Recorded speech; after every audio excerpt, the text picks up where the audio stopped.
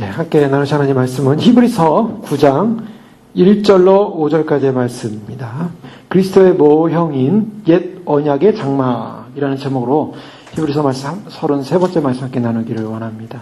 저희는 지난 시간에 계속적으로 새 언약의 중보자로서 옛 언약과 새 언약의 비교를 통해서 새 언약이 이룬 아브라함 언약을 통한 또 하나님의 은혜 언약 하에 믿음으로 구원받는 구원에 이르는 그런 언약의 축복에 대해서 살펴봤습니다. 오늘은 계속적으로 히브리 이 기자 사도는 바로 옛 언약이라는 것이 결국 예배 규례들과 특권들이 있었음에도 불구하고 결국 그것이 폐지됐음에도 불구하고 히브리 기자는 항상 과거에 있었던 그런 그리스도를 예표하는 그런 모습들, 특별히 제사장이라는 것과 제사장과 그리스도, 아론의 제사장직과 그리스도, 천사와 그리스도, 모세와 그리스도, 여호수아와 그리스도, 이런 비교를 하고 있지 않았습니까? 근데 그 비교를 한 이유는 바로 유대인들이 갖고 있었던 율법주의, 히브리인들이 그렇게 과거의 그 토라를 통해서 가졌던 어떤 그런 우월권적인 선망의 대상이 바로 그리스도가 이루신 그 내용, 즉 모형이 원형으로 와서 원형을 이루신 것이 얼마나 위대한 것인가, 그 탁월성을 비교하기 위해서 과거의 그러한 모형과 그리스도를 비교하는 장면을 계속 살펴봤습니다. 오늘도 바로 동일한 이 새 언약의 축복 가운데 계신 예수 그리스도가 원형인데 그 원형을 위해서 첫 언약, 옛 언약에도 섬기는 예법과 세상에 속한 성수가 있더라라는 표현을 통해서 옛 언약이 바로 새 언약을 모형적으로 보여주고 있는데 그 모형적으로 보여주는 곳에 있는 바로 옛 언약 안에 있는 예법과 성소를 통해서 예수 그리스도를 비교하고 있는 것입니다. 즉, 옛 언약 하에 있는 이 성소와 예법이 무엇을 상징하고 있는가? 바로 예수 그리스도를 상징하고 있다. 이렇게 말씀하고 있는 것이죠. 그래서 오늘 말씀을 보면은 옛 언약이라는 것이 폐해지긴 했지만 그러나 그 옛 언약이 갖고 있었던 영광이 있었습니다. 그리고 옛 언약이 갖고 있었던 그러한 어떠한 그 가치와 또 그 옛 언약이 옛 언약에 의해서 이스라엘 백성들이 그 옛 언약을 지킴으로 하나님께 나아가는 어떤 길들이 있었다는 거죠. 그것이 영광스러웠다면, 그 방법이 영광스러웠다면 그리스도를 통해서 우리가 하나님께 나아가는 것은 더 비교할 수 없는 영광, 더 비교할 수 없는 탁월한 영광이다라는 것을 또 강조하고 있는 것입니다. 그래서 여기서 예법이라고 할 때는 바로 예식법이죠. 이것은 제사법이라고 할 수가 있습니다. 의식과 규례와 그런 제도를 갖고 있는데요. 이 예법과 세상에 속한 성소가 있는데 이 예법과 성소는 누구에 의해서 주어졌냐면 하나님에 의해서 주어진 것입니다. 그래서 하나님에서 주어졌기 때문에 옛 언약이 비록 폐지가 됐지만 그러나 주어진 그 옛 언약하에 있는 예법과 성소에는 그래도 하나님께서 그것을 통해서 말씀하시는 그러한 개념이 들어가 있기 때문에 소홀히 돼서는 안 될 부분도 있었다라는 것을 또한 보여주고 있는 것입니다. 그래서 그것을 지금 살펴보길 원하는 것이죠. 여기서 섬기는 예법이다라고 말하고 있지 않습니까? 섬기는 예법, 섬긴다. 이 사도행전 24장 14절이나 빌립보 3장 3절에 보면 하나님의 성령으로 봉사하며 그리스도 예수로 자랑하고 육체로 신뢰하지 않은 우리가 할례당이라. 하나님의 성령으로 봉사한다, 섬긴다. 즉 하나님의 사람들은 하나님을 섬기는 그런 법을 갖고 있었다는 것이죠. 우리가 제사법이라든가 옛날에 그 율법적 모든 내용들은 왜 주어졌는가? 그것은 목적이 하나님을 섬기기 위한 목적이었다는 것입니다.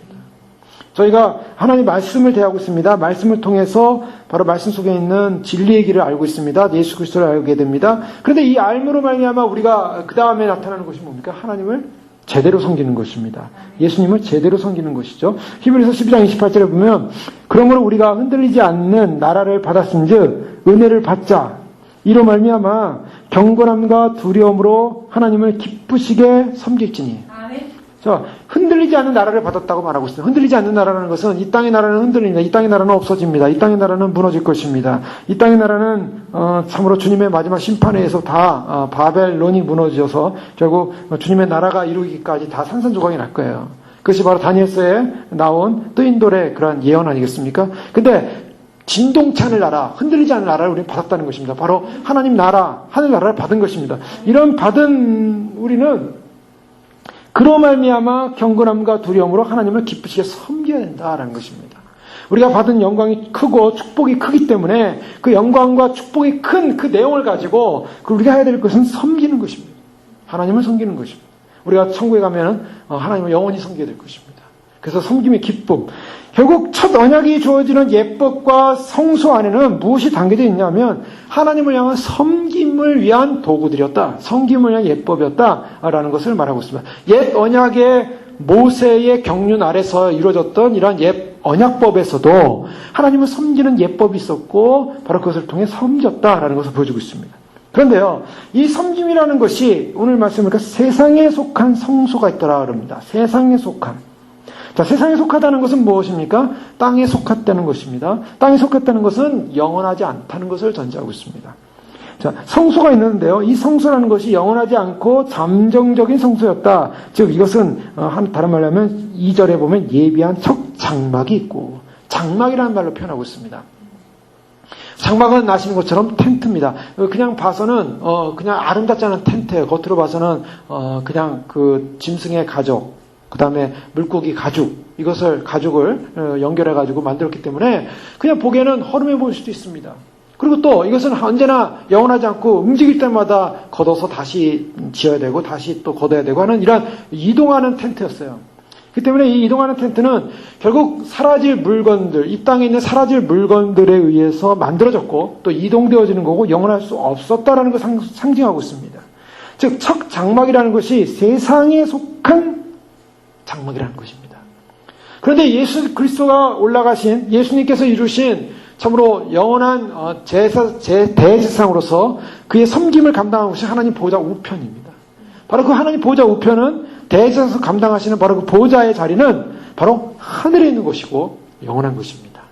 여기는 부족함이 있거나 아니면 쇠퇴함이 있거나 무너짐이 있거나 이런 것이 전혀 없는 것이죠. 8장 13절에 보면 새 언약으로 말씀하셨으며 첫 것은 낡아지게 하신 것이니 낡아지고 쇠하는 것은 없어져 가는 것이니라. 첫 것은 낡아지고 쇠하지고 없어져 간다고 그랬습니다. 세상에 속한 것이고 옛 것이고 모형이고 하나의 가건물과 같은 그런 모습이지만 바로 성소도 마찬가지죠. 세상에 속해 있기 때문에 이것은 없어지는 것에 하나의 없어지는 것이고 영원히 올 원형에 대한 모형이었는데 바로 이 세상과는 상관없는 하늘에 속한 성소가 있음을 전제하는 것입니다. 세상에 속한 성소가 있더라. 자, 여기서 믿는 자의 삶은 결국 어디에 있어야 되냐면 세상에 속한 성소가 아니라 옛 언약이 아니라 하늘에 속한 성소여야만 한다는 것을 보여주고 있습니다. 우리가 추구하는 것은 이 땅이 아닙니다. 이 땅에 있는 학문을요, 성경에 뭐라 하냐면 간단하게 얘기합니다. 초등학문이다. 요즘 신문 보니까 노벨상을 받는 사람들 명단이 나오더라고요. 경제학상, 무슨 화학상, 물리학상, 여러 상들을 많이 받는데 문학상. 그런데요, 이 땅에 있는 인간이 가지고 있는 지식들, 이것들은 다 아무리 가장 훌륭한 최첨단의 최고의 지식으로 영향을 줬다 할지라도 그것은 초등학문이다. 세상은 초등학문이라는 거예요. 우리가 뭘 알고 알아서 그 지식에 도달한다 할지라도 그것은 하나님께서 이미 만들어 놓은 창조 질서의 한 부분을 발견했을 뿐이지 더 이상 못 발견하고 있어요. 그 깊은 것도 못 발견하고 있어요. 심지어는요, 이 3차원의 세계에서 4차원 세계도 못 들어가고 있어요. 4차원 세계가 아니라 5차원, 6차원, 7차원이 넘어가는 이 하늘나라의 영계 세계를 못 보고 있다고요. 그걸 볼 수가 없다고요. 가설 정도로는 만들 수 있을지 모르겠지만, 타임머신을 타고 왔다 갔다 하는 가설 정도로 만들 수 있지만, 실제로 가지도 못하고 오지도 못하고 있어요. 그만큼 제한된 존재, 정말 하나님 나라에서 보면 지금도 천사들이 오르락내리락, 하늘의 그 영광의 하나님 나라와 또 지상을 오르락내리락 하는 천사들이 있고, 계속적으로 천사들이 이 우주를 갖다가 운행하는데 수정 두고 있고, 그리고 주님께서 또한 이곳에 천사들을 파송해서 우리를 돕고 있고 함께하고 있고, 우리가 보이지 않는 이 영적인 일들이 지금도 계속적으로 일어나고 있는데, 이 땅에 있는 학문이라는 것, 이 땅에 있는 세상 것, 사실은 이 세상에 속한 것이 다 낡아지는 것이고 없어지는 것이고 사라지는 것이고 다 불에 태워질 것이라고 말씀하고 있습니다.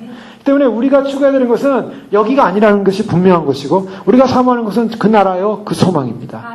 바로 이와 같은 그 나라에 대한 소망, 즉 히브리적 이원론이라고 하시고 기독교적 이원론이라고 하시고 이 세상이 아니라 바로 하늘나라.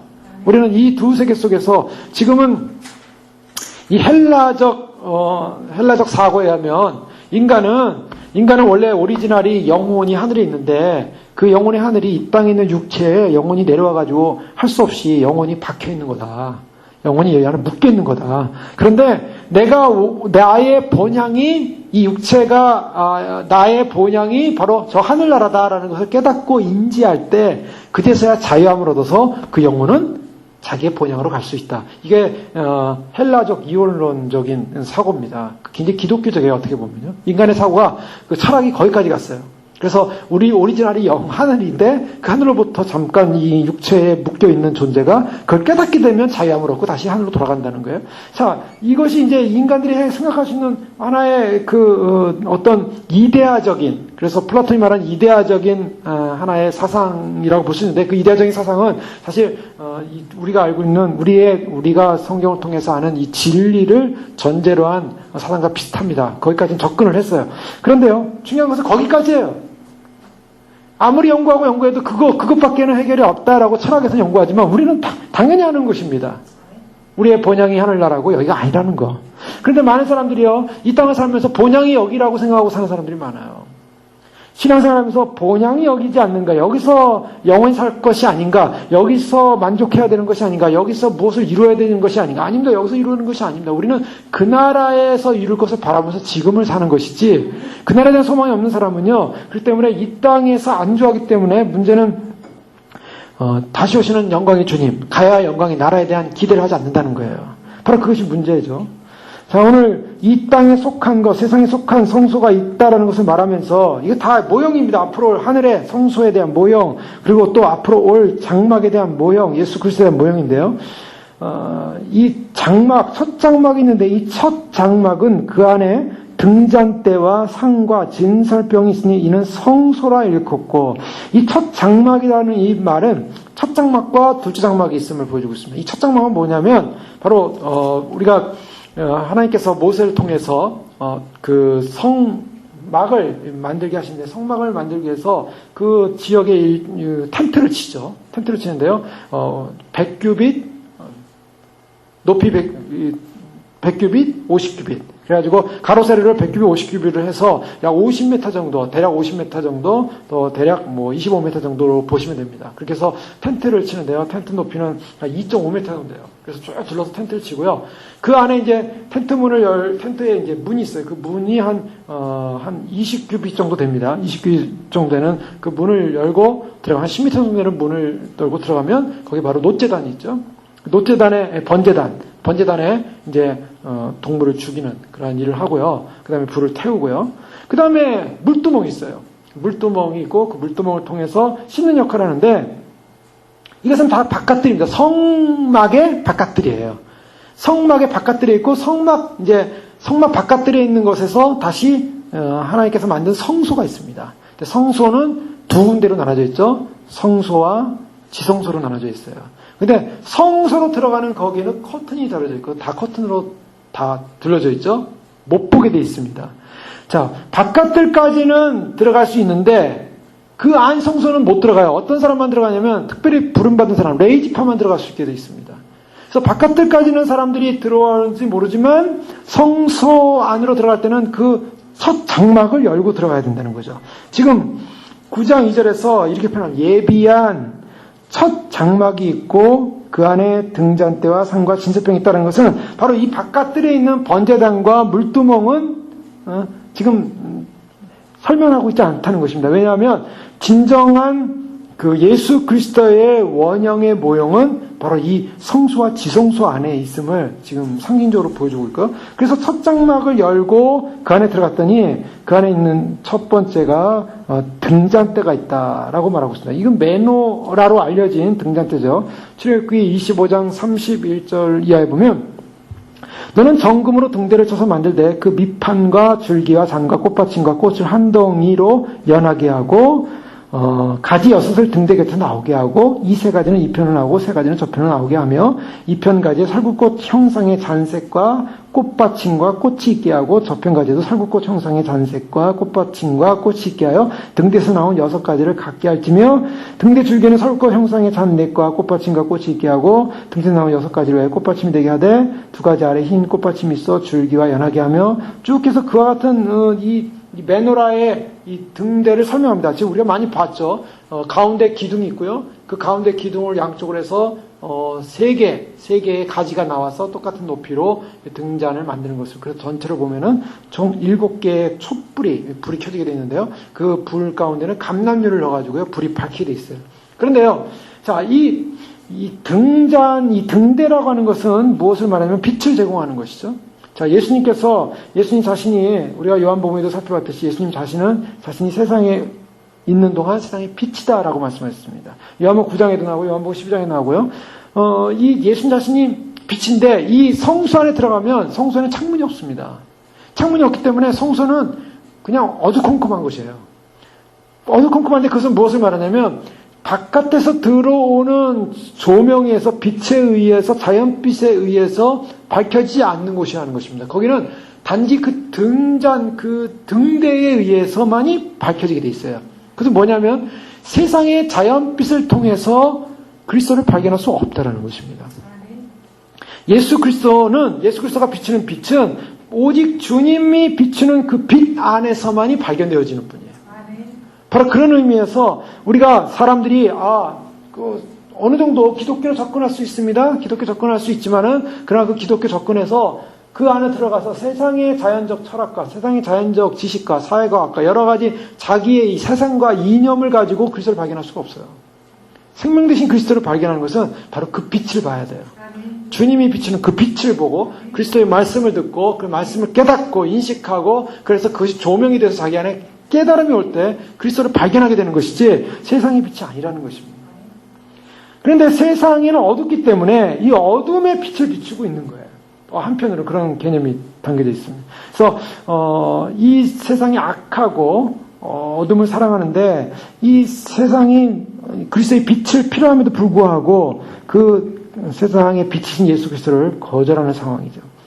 생명의 빛을 비추지만 생명의 빛을 추방하는 세상, 어두운 세상, 어두운 세상을 이 세상에 그리스도의 빛을 거부한 채 점점 어두워지고 있어요. 한국 교회가 지금 10월 말 이번 달 말부터 한 주간 일어나는 WCC 이것은 한국 교회의 어둠을 선택한 것이고 그리스도를 버리는 것입니다.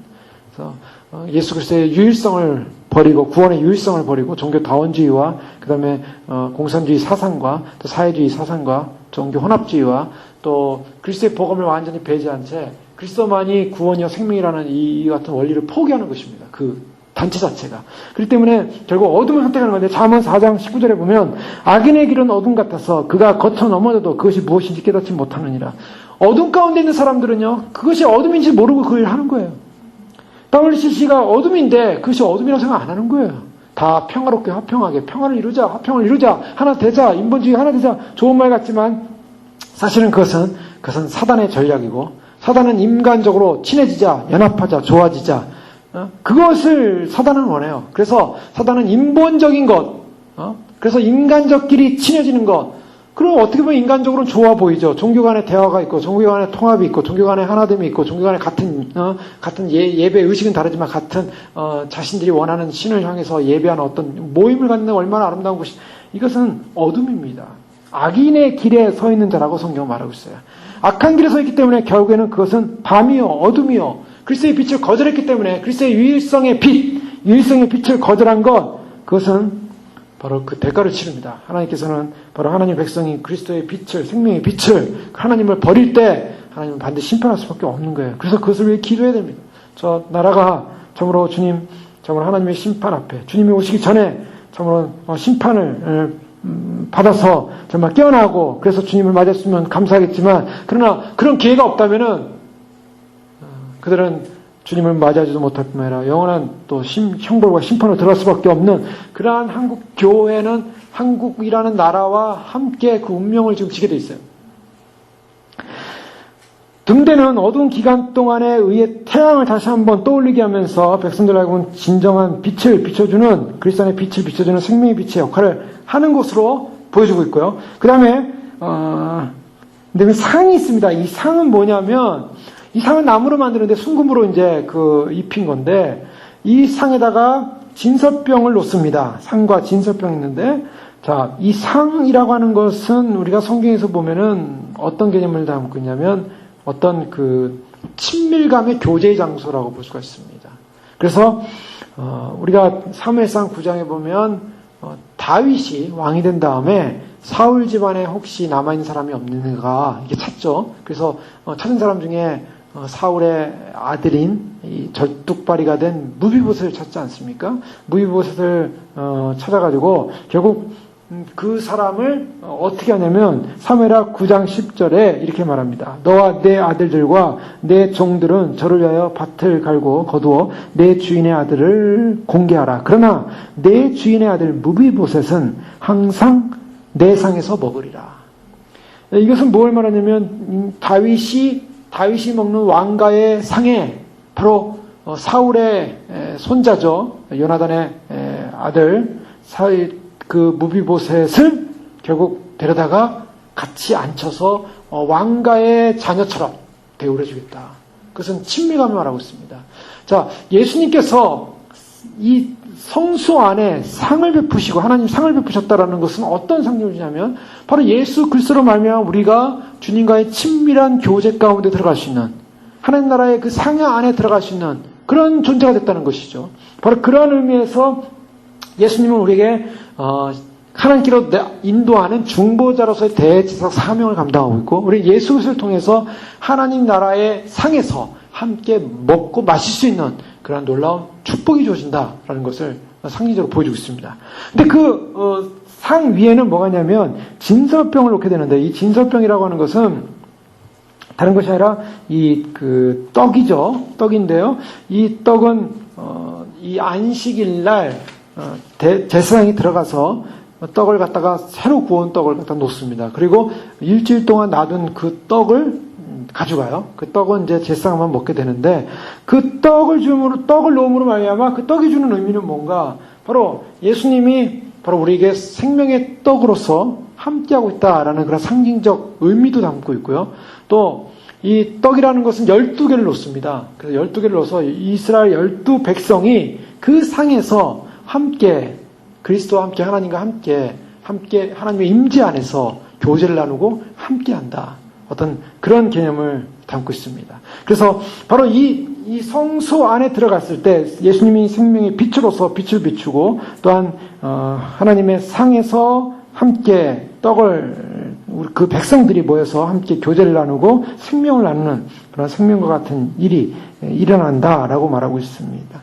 또한 또 그 안에서 또한 이런 일을 하면서 이제 둘째 휘장으로 들어가는데요. 3절에 보면 또 둘째 휘장 뒤에 있는 장막을 지성소라 일컫나니, 네?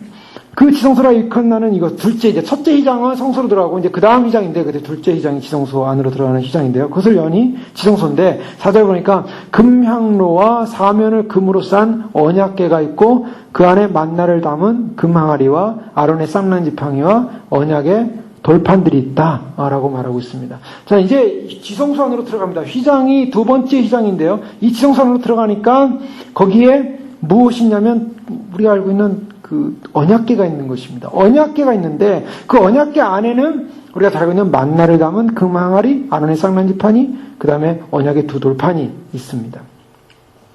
히브리서 10장 20절에 보면 그 길은 우리를 하여 휘장 가운데로 열어놓으신 새롭고 산 길이요 휘장은 곧 저의 육체라. 예수 그리스도를 지금 다 상징하고 있어요. 휘장이 주님의 육체다. 그래서 지성소 안으로 딱 들어가게 되는 것입니다. 주님을 통해서 주님이 십자가 사건을 통해서 휘장이 갈라지지 않았습니까? 그러니까 하나님과의 교제가 일어나는 하나님의 임재가 있는 지성소 안으로 들어가게 되는데요. 그 지성소 안에는 언약궤가 있어요. 그 언약궤라는 것은 바로 예수 그리스도를 상징하고 있다라고 볼 수가 있어요. 근데 그 언약궤 안에는 무엇이냐면 만나를 둔 금항아리, 아론의 쌍난 지팡이 뭐 이런 것이 있지 않습니까? 근데 거기 금향로를 가지고 들어가요. 근데 금향로는 바로 1년에 딱 한 번씩 대제사장이 금향로에다가 그 불을 가지고 들어가서 금향로를 갖다가 불을 붙입니다. 그러면 거기서 이제 향이 나면서요. 그 언약궤를 덮습니다. 언약궤를 덮고 그 지성소안을 가득 덮어요. 가득 덮음으로 말미암아 바로 그 레위기 16장 12절로 13절 말씀에 보면 그런 내용이 나오고 있습니다. 향로를 가져다가 여호와 앞 제단 위에 피운 불을 그것에 채우고 또 곱게 간 향기로운 향을 두 손에 채워가지고 휘장 안으로 들어가서 여호와 앞에서 분향하여 향연으로 증거계 위 속죄소를 가리게 할지니 그리하면 그가 죽지 아니할 것이다. 이 대제사장이 속죄일 날 향로를 가지고 들어가서 제단 앞에 피운 불을 가지고 그 향을 피워서 그 향이 휘장 안에 가득 차게 했다는 것입니다. 그것은 예수 그리스도가 드리는 하나님에 대한 중보적 기도와 사건이 하나님 앞에 드려진다. 향기로서 드려진다. 하나님 앞에 온전히 연락되어진다. 그러므로 말미암아 율법의 완성적, 즉 언약궤를 다 덮음으로 말미암아 율법의 완성적 모양을 갖고 있다. 뭐 여러 가지 영적인 의미를 담고 있습니다. 영적인 의미를 담고 있는데요. 우리가 알고 있는 그 언약궤는 언약궤 위를 우리가 시은자라고 합니다. 그것은 하나님의 은혜의 자리, 또 mercy seat 영어로 하면은 그런 표현이죠. 자비의 자리, 시은소, 또 다른 표현을 하면 5절에 그 위에 속죄소라는 말을 쓰고 있어요. 언약궤 위를 속죄소라는 것이 뭡니까? 속죄, 죄를 속한다는 거예요. 즉 언약궤는 뭘 말하냐면 언약궤가 하는 임무는 그 위에다가 피를 쏟음으로 말미암아 대제사장이 거기서 죄가 용서가 되는 거예요. 그래서 언약궤가 예수 그리스도를 상징한다는 건 바로 그런 의미죠. 그 속죄소라는 이름을 갖고 있어요. 그 속죄소를 다른 이름으로 자비의 자리, 시은소라고도 한다는 겁니다. 즉 거기서 속죄가 일어난다는 것은 바로 은혜를 받는다. 우리 죄가 용서받는다는 것 자체가 은혜를 입는 거죠.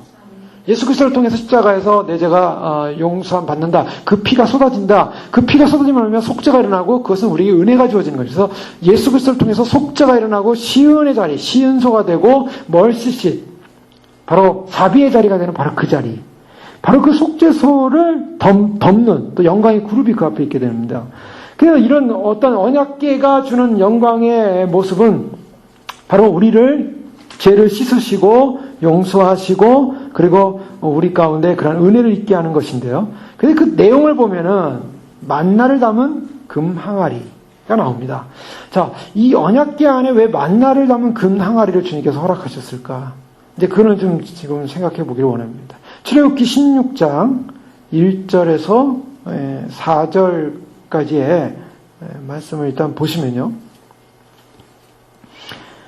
이렇게 말씀하고 있습니다. 이스라엘 자손의 온 회중이 엘림에서 떠나 엘림과 시내산 사이에 있는 신광야에 이르니 애굽에서 나온 둘째 달 15일이라 이스라엘 자손 온 회중이 그 광야에서 모세와 아론을 원망하여 이스라엘 자손이 그들에게 이르되 우리가 애굽 땅에서 고기 가마 곁에 앉아있던 때와 떡을 배불리 먹던 때에 여호와의 손에 죽었더라면 좋았을 것을 너희가 이 광야로 우리를 인도해내어 이 온 회중이 줄여줄게 하는도다. 자, 가만히 보세요. 2절에 보면은 이스라엘 회중이 모세와 아론을 원망했다 그러죠? 원망한 내용이 뭐였습니까? 이거 먹을 게 없다는 거예요. 애굽에서 고기 가마 곁에 앉아있을 때와 떡을 배불리 먹던 때 하나님 손에 죽었더라면 좋았을 걸 왜 이 광야로 이끌어서 줄여 죽지 않냐 이거죠. 죽어도 배부르고 배 따뜻하게 하고 죽을 때가 좋지 배고프게 죽고 싶지 않다. 이런 원망을 하고 있는 거예요 지금. 자, 이것은 뭘 표현하고 있냐면 우리가 이 땅을 살아가는데 우리가 이 땅을 살면서 정말 어려운 것이 뭔가? 그것은 우리의 조건, 우리가 정말 하나님을 하나님대로 섬길 수 있는 어떠한 조건이 돼야 좀 하나님을 섬기지 않겠습니까? 사람들이 이제 보통 하나님 향하여 원망하거나 항변할 때 이런 얘기를 합니다.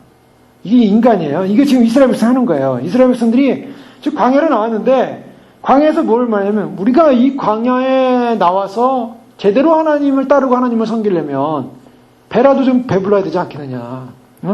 이거 목구멍이 포도청이고 그냥 정말 한 사람이 사흘 정도 굶으면은 그 다음부터는 눈에 보이는 게 없어서 막 도둑질도 하고 그런다고 하는데 이게 우리가 먹을 일용할 양식도 없는데 우리가 지금 하나님 말씀을 제대로 듣고 따라갈 수 있겠느냐. 이 원망 조건이 뭡니까? 원망 조건. 이것은 뭐가 만족되지 않고 있다는 거예요. 하나님을 내가 따르길 원하는데 하나님께서 구원의 길을 인도하신다고 우리를 인도하셨는데 그 구원의 길을 제대로 따르기 위해서는 좀 배부름이 있고 좀 만족이 돼야 되지 이거 배고파가지고 배고픈 이런 현실에서 어떻게 주님을 따를 수 있겠습니까? 이런 원망을 하고 있다는 거예요. 자, 그때 하나님이 어떻게 하시냐면 하나님은 이 원망의 소리를 들으시고, 그래? 너희가 배 고프지 않고 배가 채워지면 나를 정말 잘 섬기겠느냐? 너의 조건이 그거냐? 그러면 내가 배를 고프지 않게 채워줄게. 그리고 너를 보겠다. 이렇게 나오신 거예요. 4절에 보면 그때 여호와께서 모세에게 이르시되 보라 내가 너희를 위하여 하늘에서 양식을 비같이 내리리니 이 하나님이요 이 배가 부르도록 먹도록 비같이 내리겠다는 겁니다. 백성이 나가서 일용할 것을 날마다 거둘 것이라. 이같이 하여 그 다음 뭡니까? 그들이 내 율법을 준행하나 아니하나 내가 시험하리라. 자, 요게 핵심이에요. 내 율법을 준행하나 안 준행하나 시험하리라. 만나를 왜 주셨는가? 만나를 주신 이유가 사실 우리가 하나님이 이스라엘 백성들이 이제 광야를 나오니까 먹을 것이 없으니까 만나를 막 보셨다. 이제 우리가 그런 개념으로 알고 있지 않습니까? 쉽게. 근데 사실 더 가까이 들어가면 이스라엘 원망했기 때문이에요. 이스라엘 원망인데 우리가 애굽에서 배부를 때 죽음수도 알 뻔했는데 여기서 광야에서 배고파가지고 우리가 주님을 못 섬기겠다. 주님을 말씀을 못 따르겠다. 우리 신앙생활 제대로 못하겠다.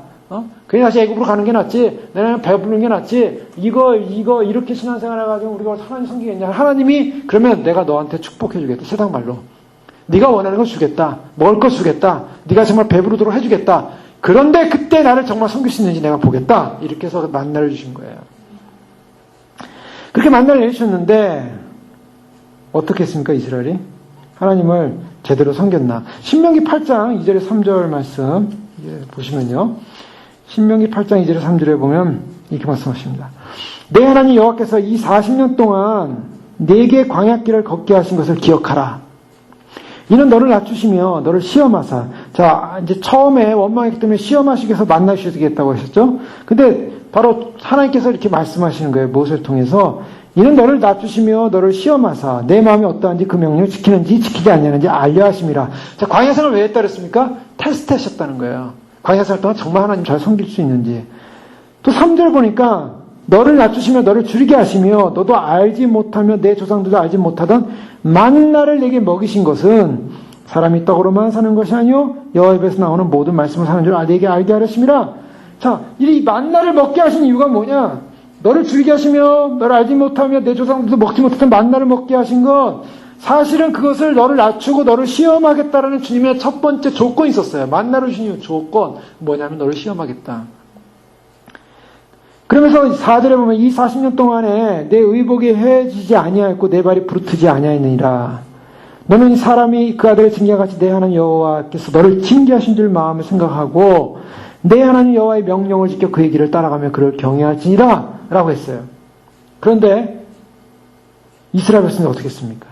이스라엘 백성들이요, 하나님이 낮추시고 시험하시기로 하고 만나를 줄 걸로 했는데 하나님이 주시는 대로에도 불구하고 이스라엘은 40년 동안 뭐 했습니까? 40년 동안 내리 원망했어요.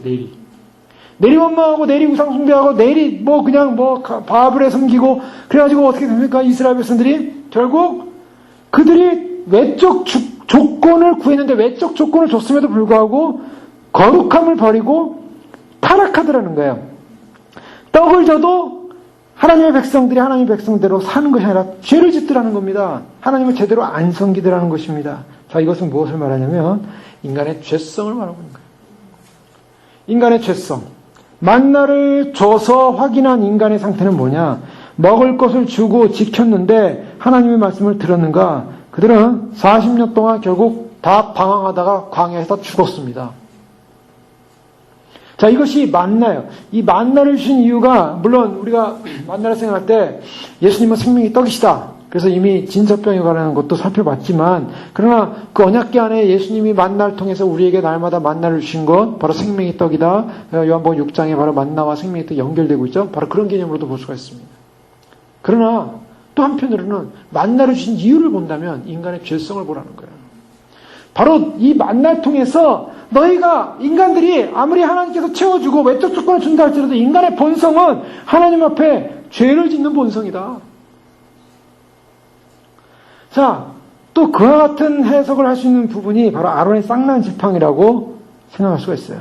아론의 쌍난 지팡이 어떻습니까? 여러분, 우리가 아론의 쌍난 지팡이에 대해서 어떤 사건을 기억나죠? 민수기 16장입니다. 민수기 16장에 보면 이런 사건이 벌어집니다. 1절부터 보면요. 레이징 손 고앗의 손자 이스할의 아들 고라와 루벤 자손 엘리압의 아들 다단과 아비람과 벨레스의 아들 온이 당을 짓고 이스라엘 자손 총에서 택함을 받은 자 곧 회중 가운데서 이름 있는 지휘관 250명과 함께 일어나서 모세를 거스르니라. 그들이 모여서 모세와 아론을 거슬러 그들에게 이르되 너희가 분수에 지나도다. 회중이 다 각각 거룩하고 여호와께서도 그들 중에 계시거늘 너희가 어찌하여 여호와의 총에 위에 스스로 높이느냐. 자, 이 아론과 모세를 향하여 고라와 다단이라는 또 다른 사람들이 이 당을 지어가지고 결국 250명의 지휘관들과 함께 모세를 대적합니다. 자, 대적하는 이유가 뭘까요? 이건 뭐냐면 3절에 잘 나와 있습니다. 너희가 분수에 지나도다. 아론과 모세를 향해 뭐라냐면요. 분수에 지나도다. 그래서 뭐라냐면 회중이 다 각각 거룩하고. 이 말씀을 잘 보세요. 자, 모세와 아론을 대적한 이유가 뭐냐면 너희가 분수에 지나도다. 이게 뭐냐면 우습게 여긴 거예요. 모세와 아론은 어떻게 생각하냐면 야, 우리도 뭐 그렇게 부족한 사람들 아니야.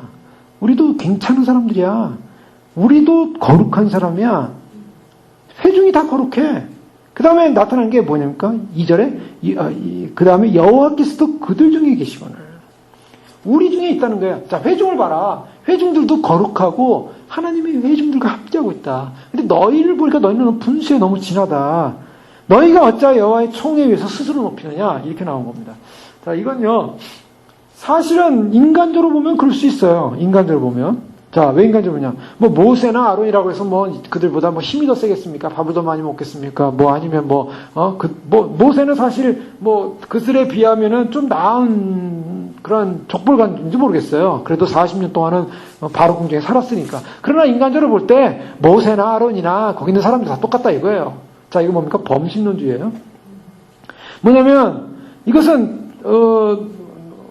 우리가 사실은 절대 권위라는 것은 없고 우리 인간들 다 똑같은 존재다. 인간 똑같으니까 우리가 다 이렇게 뭔가를 정말 인간들끼리 서로 이렇게 높고 낮음이 없는 거고 인간은 다 같은 존중되어야 될 존재인데 너희 스스로가 너무 높아지니까 안 되지 않느냐. 뭐 이런 어떤 하나의 모세의 지도권에 대한 항명 사건인데 이 사건은 사실 모세를 향한 항명이 아니라 하나님에 대한 항명이었습니다.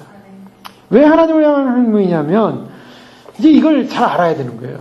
구약의 질서와 신약의 질서와 모든 하나님 나라의 질서는 인간에게 있지 않습니다. 하나님으로부터 시작하는 거예요. 그게 가장 중요한 거예요. 우리가 믿는 신앙이라는 것은요. 우리가 아니라 하나님이에요. 하나님이 질서를 세워놨어요. 그것이 하나님의 기준이라는 거예요. 그래서 하나님의 명령이 절대적인 겁니다. 그러니까 우리가 내가 이 생각을 하고 내가 저 생각하고 이게 아니라 하나님이 어떻게 하셨느냐, 하나님이 어떤 말씀을 하셨느냐, 하나님의 명령이 무엇이냐, 하나님의 질서가 뭐냐가 중요한 거예요. 그런데 오늘날의 이 범신론은 뭐냐면 절대 권위가 없어지는 것입니다. 그러니까 모두가 일반적으로 종교라고 할 때는요, 사람들이 내가 뭔가 비나이다 하면서 또 나를 비우고 그래가지고 내 안에 있는 어떤 종교 심리를 드러내서 내가 뭔가를 심령적으로 깨닫는 것. 그래서 깨달아짐으로 말미암아 나도 어떤 신적 어떤 위치까지 갈 수 있는 어떤 그런 존재들, 어떤 거룩한 존재로서의 어떤 부름을 받은 것이 아니냐. 그래서 사실 그런 어떤 하나의 범신론적인 그런 마음을 가져요. 그렇기 때문에 서로 우리가 같은 존재들이 아니냐 그래서 배타적이지 않는다는 거예요. 그래서 오늘날 기독교는 뭐냐? 기독교는 절대적으로 하나님이 중심이고 하나님이 명령이고 하나님이 질서고 하나님이 권위예요. 그렇기 때문에 배타적일 수밖에 없어요. 그런데 사람들은요, 이 종교다원주의 운동이 왜 일어나냐? 바로 이거예요. 하나님만이 높으신 분이 아니라 우리가 다 거룩하고 우리 안에도 그런 신들이 있다. 그러니까 우리가 당신들만 높다고 생각하지 않는다. 또 다른 말로 하면 인간적인 것만 아니라 종교적으로 보면 기독교만이 절대적이라고 생각하지 않는다. 우리가 가진 기본적인 신앙이라고 하는 것은 사실은 답이 없는 거다. 우리가 그냥 따라가고 해석하고 그래서 발견하면 그것이 어떤 신적 위치에 도착하는 거지 어떤 절대신을 따라가는 것이 아니다. 뭐 이렇게 인본주의로 나왔던 거죠. 자, 이런 인본주의로 나온 것 자체가 하나님에 대한 항명사건이야. 하나님에게 도전한 것입니다. 여러분, 하나님에게 도전되어진 사건이 일어났을 때 성경에서는 뭐로 해결을 주냐면 이들이 그냥, 그다음부터 당하는 일들이 참 무서운 일을 당합니다. 그 무서운 일을 당한 이유는 하나님을 향한 이 질서를 깨려고 할 때 결국 너희가 하나님을 원망하냐 11절에 그렇게 말씀하시면서 향료를 가져오라 250개 가져오라 그리고서 어떻게 하는 거야? 고라와 그 회중 사람들 한꺼번에 땅이 갈라지죠. 땅이 갈라져서 31절에 16절에 보면 그가 이 모든 말을 마치자마자 그들이 섰던 땅바닥이 갈라져서 그부터 샥 빠져버려서 다 죽습니다. 그리고 나머지 사람도 막 거기 참했던 사람들이 야 우리도 죽을까봐 무섭다고 도망가니까 향로에서 불이 나가지고 불로 태워 죽였어요. 자, 이런 사건이 일어났습니다. 그러나서 17장에 보면요. 하나님께서 모세에게 12개의 지팡이를 가져다가, 이것은 그냥 마른 지팡이에요. 지팡이 가져다가 거기다가 12의 지팡이에다 이 지휘관, 가문대로 이름을 적으라 그래서 각 사람들의 이름을 각각 적었는데, 적은 다음에 아론의 이름을 적었는데, 아론의 지팡이가 어떻게 되냐면, 그 다음날 보니까 싹이 나가지고, 결국 거기서 살구 열매가 맺히게 돼요. 그런 알미야마, 결국 이 하나님께서 이 지팡이의 살구 열매가 맺히게 한 사건을 바로 그 당사자인 아론을 하나님께 세우셨다라는 것을 증명함으로 말미암아 17장 민수기 10장 10절에 보면 여호와께서 또 모세에게 이르시되 아론의 지팡이는 증거계 앞으로 도로 가져다가 거기 간직하며 반역할 자에 대한 표징이 되게 하여 그대로 내게 대한 원망을 그치고 죽지 않게 할지니라. 자, 이게 무슨 말이냐면 지금 언약궤 안에 아론의 지팡이가 있다는 거예요. 바로 이거 왜 넣냐는 거죠. 표징이 되게 하라. 뭐냐면 반역한 거기 간직하여 반역한 자에 대한 표징이 되게 하여 그들로 내게 대한 원망을 그치고 죽지 않게 하라. 자, 이게 뭘 뭐냐면 언약궤를 보니까 만나를 먹어도 상황이 해석돼도 하나님 말씀을 지키지 못한 인생들, 또 하나님을 향하여 우리와 하나님과 우리가 뭐 같은 존재들 아니냐, 뭐 하나님이 세운 것만이 정답이냐, 우리도 우리의 길을 가면 되느냐, 우리끼리 또 화합해보자. 하나님에 대한 권위를 무너뜨리고 소위 말해서 범신론적인 종교다원주의 내지 또 하나님의 질서를 무너뜨리는 그런 모든 행위, 하나님 앞에서 하나님의 권위, 즉 기독교라는 것은 그래서 어려운 겁니다. 사람들은요, 좋은 게 좋은 거다라고 좋은 말 해줘요. 근데 우리가 믿는 신앙은 어떻습니까? 우리가 믿는 신앙은 제대로 안 믿으면 지옥 가. 제대로 하나님을 따라가지 않으면 마귀의 밥이 돼. 사탄이야. 이게 용어가 부드러운 용어 안 나와요. 부드러운 용어 안 나온다고요. 왜? 진리가 분명하기 때문에 그래요. 그런데 진리가 사라져버리면 다 부드러워져요. 다 부드러워져요. 그래서 진리를 싹 빼버리면, 기독교의 진리를 싹 빼버리는 사람들이 다른 데도 종교가 있고 우리가 다른 데도 구원이 있고 다 화합하고 사랑하고, 여러분 화합하고 사랑은 말은 좋지만 진리를 빼버린 인본주의라는 거죠. 하나님께서 그와 같은 것은 인정할 수가 없어요. 범신론 인정할 수 없고요. 하나님의 권위에 도전하는 이 모든 인간적 행위에 대해서 하나님께 인정하지 않겠다라는 것을 보여주는 것입니다. 그래서 인간의 이 죄성을 보여주고 있는 게 인간의 죄성. 그 다음에 언약의 돌판들이 있는데요. 언약의 두 돌판들이 있지 않습니까? 이 언약의 이 돌판이 첫 번째 겁니까? 두 번째 겁니까? 두 번째 겁니다. 출애굽기 32장 15절 말씀에 보면 모세가 시내산에서 돌판을 받아가지고 내려옵니다. 32장 15절에 보면 모세가 돌이켜 산에서 내려오는데 두 증거판이 그의 손에 있고 그 판의 양면 이쪽 저쪽에 글자가 있으니 이 판은 하나님이 만드신 것이요 글자는 하나님이 쓰셔서 판에 새기신 것이라. 하나님이 이 판도 만들었어요. 그리고 판에 글씨까지 새겼어요. 여호수아가 이 백성들의 요란한 소리를 듣고 모세에게 말하되 진중에서 싸우는 소리가 나나이다. 모세가 이르되 이는 승전가도 아니요 패하여 부르짖는 소리도 아니로다. 내가 듣기는 노래하는 소리로다 하고 진에 가까이 이르러 그 송아지와 그 춤추는 것을 보고 크게 노하여 소리에서 그 판을 산 아래로 던져 깨트리니라. 뭡니까? 이 금송아지 사건이에요. 모세가 시내산에 두 돌판 받으러 율법 받으러 올라간 사이에 밑에 있는 사람들이 우리를 인도한 신이 어디 있느냐, 우리를 인도한 신을 만들자 그래가지고 그들이 금을 녹여가지고 금송아지를 만들었어요. 금송아지 만들어가지고 거기서 돌면서 춤을 추면서 노래하면서 우리를 인도한 신을 찬양하자. 근데 모세가 하나님을 만나고 지금 돌판 가지고 내려오는데 그 돌판은 하나님 만드신 거예요. 또 하나님이 쓰신 거예요. 근데 그것을 보고 하나님을 대적한 인간을 보고 돌판을 깨트려 버렸습니다. 그리고 어떤 사건이 일어납니까? 그 다음에 신명기 10장 1절에서 5절에 보면 다시 하나님께서 모세로 하여금 돌판을 가지고 올라오래요. 그래서 그때 여호와께서 내게 이르시되 너는 처음과 같은 두 돌판을 다듬어 가지고 산에서 올라 내게로 나오고 또 나무개 하나를 만들라. 그래서 내가 깨트린 처음 판에 쓴 말을 내가 그 판에 쓰리니 너는 그것을 그 궤에 넣으라 하시기로. 자, 하나님이 만들어 놓은 돌판은 깨졌어요. 하나님이 만든 첫 번째 돌판. 하나님께서 친히 만들고 친히 쓰신 돌판은 깨지고요. 모세가 만들어가지고 올라간 돌판에다 하나님 쓰셨어요. 이거 뭘 말합니까? 그 돌판마저도요, 인간의 배역함을 나타내는 상징으로 보여주고 있는 거예요. 물론 그 안에 율법이 있고 말씀이 있고 예수님은 율법이고 말씀이 우리가 십계명 말씀 드려야 되고 뭐 그런 의미도 있습니다. 긍정적으로 사람들이 많이 해석을 해요. 그렇게.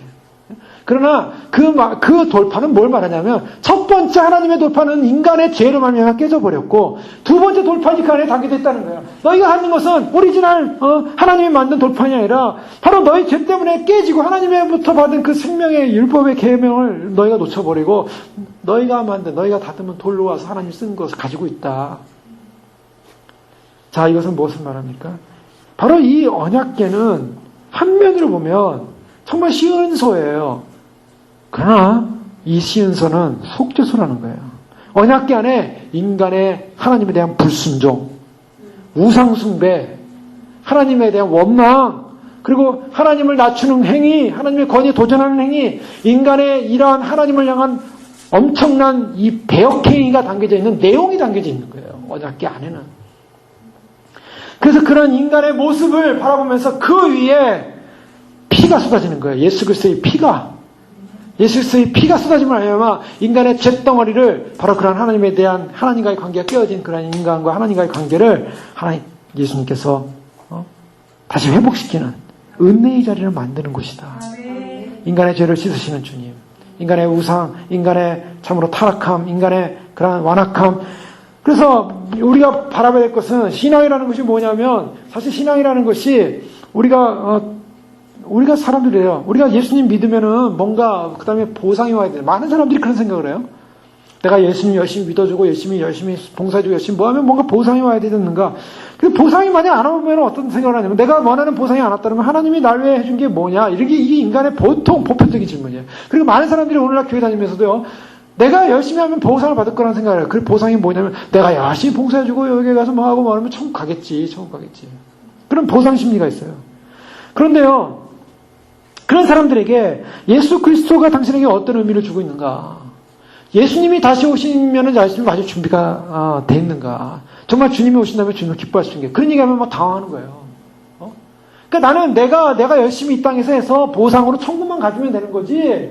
뭐 주님과의 관계성 속에서 내가 누구냐라고 질문하면 그거 혼란스러워요. 뭐 내가 예수님 잘 믿고 있지. 거기가 아니라는 거예요.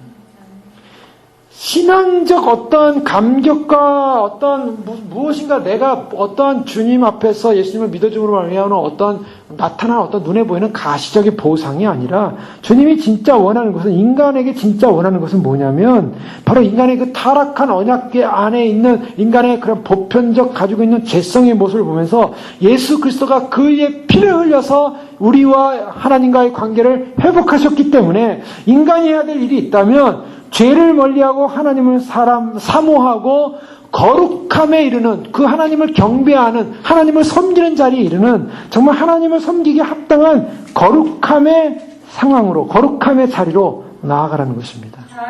로마 3장 25절에 보면 이 예수를 하나님의 그의 피로 인하여 믿음으로 말미암아 화목제물로 세우셨으니 이는 하나님께서 길이 참으시는 중에 전에 지은 죄를 간과하심으로 자기의 의로우심을 나타내려 하심이라.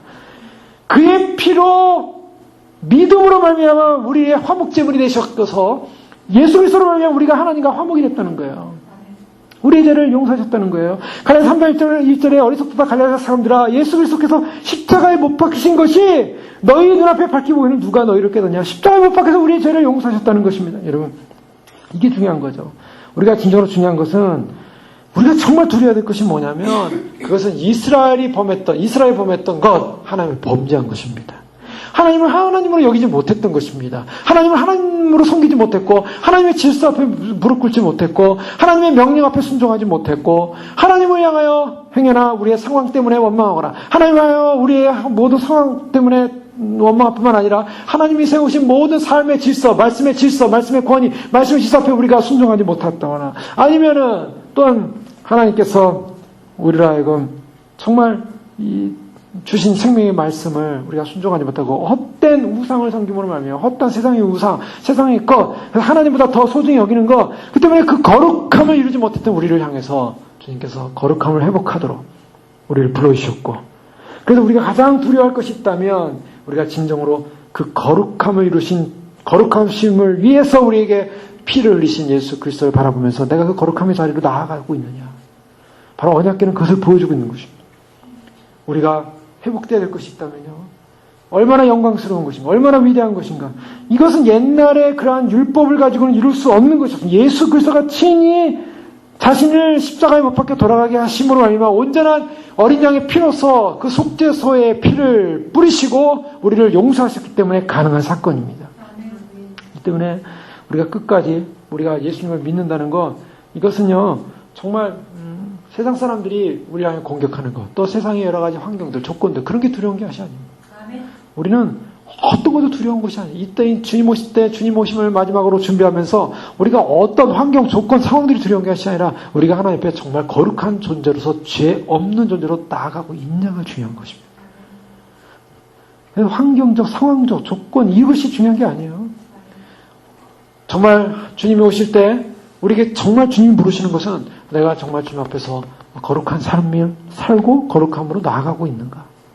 그것이 문제지 그 외 어떤 것도 우리를 무너뜨릴 수 있는 것이 없습니다.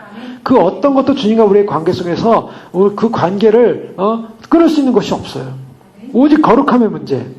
거룩함의 문제에서 이탈되면요 세상 상황 다 만족되어도요 주님과 관계 끊어지는 거예요. 사람이 막 무글무글하고 뭐 사람들이 막 많아서 그게 소용없어요. 그런 게 중요한 게 아니에요. 내가 하나님 앞에서 진정으로 거룩함으로 나아가고 있는가. 바로 그 싸움을 하는 것입니다. 우리가 그 싸움을 할 때 주님께서 그 은혜의 하나님이 우리 죄인들을 향하여 만나주시기 위해서 임재하십니다. 하나님, 내가 죄인입니다. 저를 용서하시고 예수님의 보혈을 의지하고 믿음으로 나아갑니다. 그 하나님의 지성산으로 주의 피를 의지하여 나아갈 때 주님의 임재가 임하게 될 줄을 믿습니다. 우리가 주님 오시는 그날까지 우리의 화목제 같은 예수 그리스도를 바라보며 그의 피를 의지하여 지성산으로 들어가 주님 내 안에 있는 그 언약궤 안에 있는 이 죄성의 모습, 주님 앞에 참으로 믿음으로 살지 못하고 주 앞에 거룩하지 못하고 주 앞에 이 죄덩어리를 가지고 있는 인생이 그리스도의 피로 씻음받고 용서받고 하나님의 임재, 거룩한 임재, 주님 오시는 날 주님을 맞이하는 그런 거룩함의 자리에 설 수 있도록 축복하여 주시옵소서. 주님 오시는 날 함께 다 같이 주를 맞이하는 거룩함의 신부들이 되어 주 앞에 서길 간절히 원합니다. 이 시간 기도하면서 그렇습니다.